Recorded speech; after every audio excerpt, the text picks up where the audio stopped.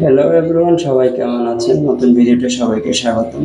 আসলে এই যে ভিডিওটি দেখতেই পাচ্ছেন, দুটি লাভবার্ডের বাচ্চা অনেক অ্যাক্টিভ, অনেক বড় হয়ে গেছে। এটা আসলে খুবই দুঃখজনক একটা কথা বলতে আসছি। এখানে হচ্ছে আমার চারটা বাচ্চা ফুটেছিল। চারটা বাচ্চার মধ্যে গতকালকে 3 নম্বর বাচ্চা হচ্ছে, 4 নম্বর বাচ্চা দুইটা হচ্ছে মারা গেছে। সকালবেলা অ্যাক্টিভ ছিল, খাবার দিয়েছিলাম, খাবার দাবার সব কিছু ছিল। এরপরে হচ্ছে রাত্রেবেলা এসে দেখি হচ্ছে বাচ্চাগুলো 3 নম্বর বাচ্চাটা মারা গেছে, আর 4 নম্বর বাচ্চাটা হচ্ছে একদম নর্মাল ছিল, খাবারও ছিল না।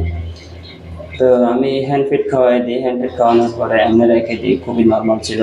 আমি রেখেছিলাম, খাওয়াই দিয়েছিলাম, যেহেতু মারা যায়, মারা গেলে ভরা পেটে মারা যাক, যেহেতু খাবার ছিল না।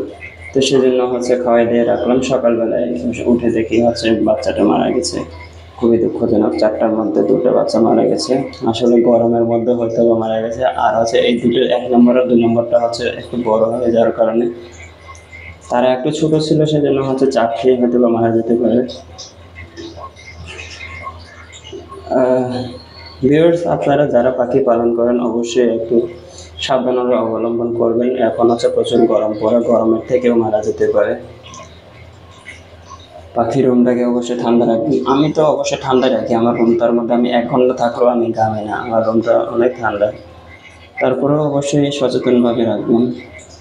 সবাই সুস্থ থাকবেন, ভালো থাকবেন, আর আমার পাখির বাচ্চাগুলোর জন্য দোয়া করবেন। আমার সব পাখির জন্য দোয়া করবেন। এই বাচ্চা দুটো যেন ভালোভাবে বড় হয়। দুটো যেটা চলে গেছে চলে গেছে, এটা যেন বড় হয়ে যায়। এখানে ফিরে গেছি, সবাই ভালো থাকবেন।